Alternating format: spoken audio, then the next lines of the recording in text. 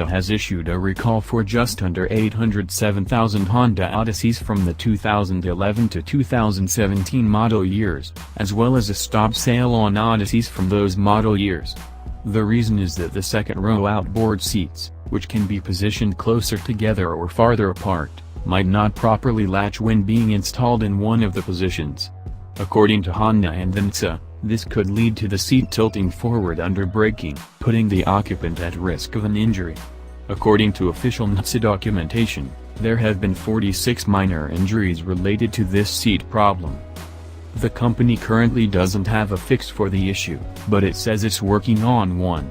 In the meantime, Honda will be making available to owners additional information on ensuring the seats are properly installed.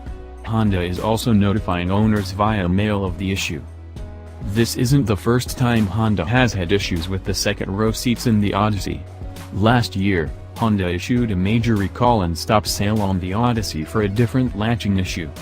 In that case, the latch mechanism that allowed the seats to move forward for easier third-row entry didn't always secure the seats after they were moved back.